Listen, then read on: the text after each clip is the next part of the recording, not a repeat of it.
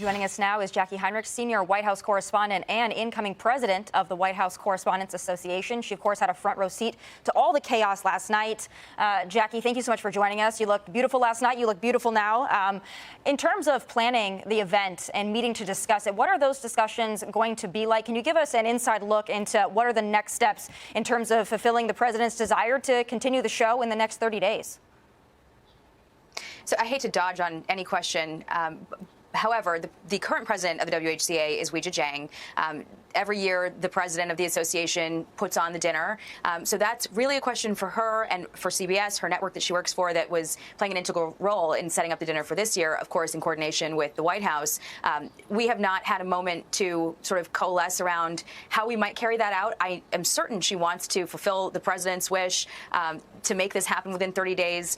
I don't know the ins and outs of how we could do that. It does take our association many, many months. You know, we planned this for a year. And so it will be difficult to pull off. But when I spoke with the president this morning, I asked him, he said, look, we should have this in the ballroom in the future. Obviously, the ballroom, according to his timeline, won't be ready until 2028. So that leaves the redo of this one and then also the one that I'll have to put on next year. I'll be taking over as president in July. And so Fox will be putting on next year's dinner. Those two will not have a ballroom. And I said, what, where do you want to have it in the interim if you're saying that it should be somewhere other than the Hilton? And he said, we'll just have it in the same place with even more security. I will note, there in that very same ballroom, she spoke, the second lady spoke. Secret Service is intimately familiar with this hotel, which is one of the reasons why we have that dinner there every single year, and one of the reasons why the response was so fluid. We're grateful that everything went to plan as it should in the event that something like this happened, and we're all here talking about it today.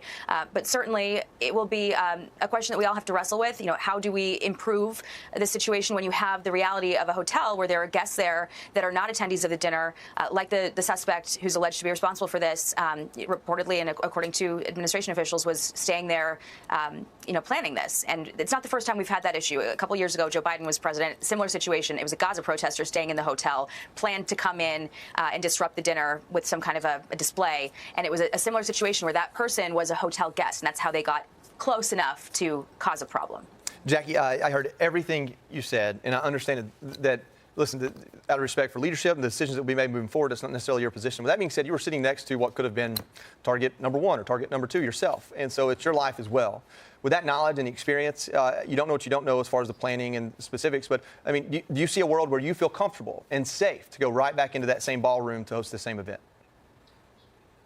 I do. I think that I was heartened by the president's reaction in the moments immediately after, and then also later on when he spoke to the world from the White House briefing room. Again, this morning when I interviewed him on the Sunday briefing, his response was, stop us from doing that. And it was Secret Service who made the call that we really should follow protocol and reschedule this. But he said from the minute it happened, because we learned that the threat never actually made it into the ballroom. It was contained outside. The ruckus in the room was the law enforcement response coming in, scanning the room for threats, and it was a huge response, and it was scary for all of us inside. And for me, laying on the stage and seeing Secret Service agents with their guns drawn above me, talking to each other and saying, are you tracking it? Do you see it? And having them say no. There was a moment where we didn't know if the no was that there is no threat or we just don't have eyes on the threat. Yeah. And so that sort of period of time left us questioning how safe we were was scary for everyone. But I think that we need to follow the president's example. And if he feels safe enough to do this, then we all should. And the Secret Service determines, the security footprint of an event like that. And they did their job. I'm grateful they did their job. And we're all here talking about it today. That's right. Hey, Jackie, it's Alicia. We spent a lot of time talking last night. And we're going to be talking later on in this show about rhetoric and toning down the rhetoric. We're going to hear a lot about that this week. And the president in the White House press briefing room last night said that before this happened, he was going to let it rip, and then realized if he did come back to the mic that it wouldn't have been the right thing to do.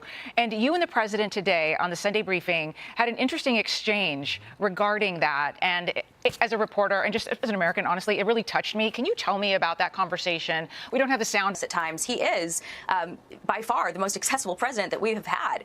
He takes calls from some of the reporters who he has the thorniest relationships with. That's just the reality of it.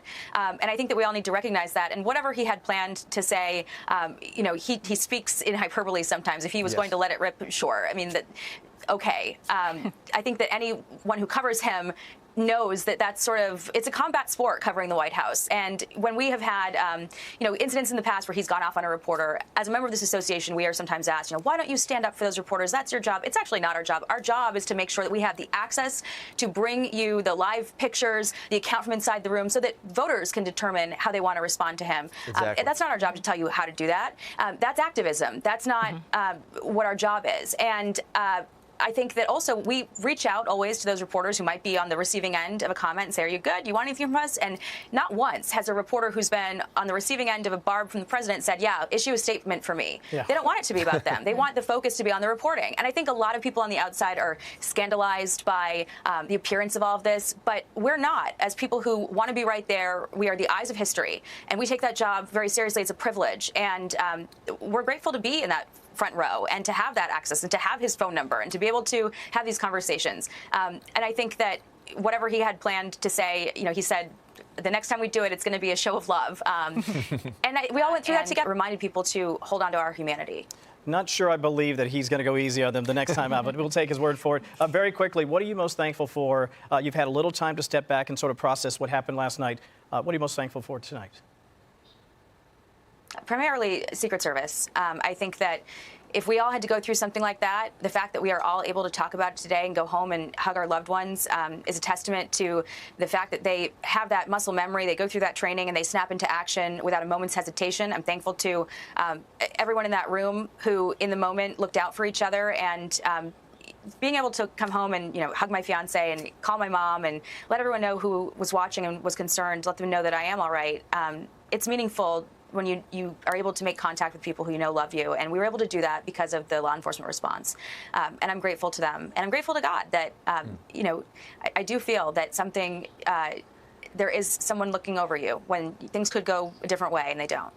Certainly. Well, Jackie, we really appreciate you taking the time. I know it's been a long 24 hours for you, but we appreciate all of your coverage. And again, you look beautiful last night. We hope that you can join us again in a ball gown and beautiful earrings. But thank you so much. 27th, 2026. National and political news. Trump on White House correspondents' dinner attack. In an interview with Fox News, President Trump stated that the suspect in the weekend shooting at the WHCD, identified as 31-year-old Cole Thomas Allen, had an anti-Christian manifesto. Trump described the suspect as a sick guy and noted that Allen's family had previously expressed concerns to law enforcement. WHCD aftermath. Following his evacuation from the dinner, President Trump has made a fresh call for a high-security ballroom to be built within the White House complex to host future events. State visit. Buckingham Palace confirmed that King Charles' 4-day state visit to the U.S. will proceed as planned today, despite the security incident in D.C. over the weekend. International and conflict. U.S.-Iran tensions. Speaking on Fox News The Sunday Briefing, President Trump said Iran can call us if they want to negotiate an end to the current conflict.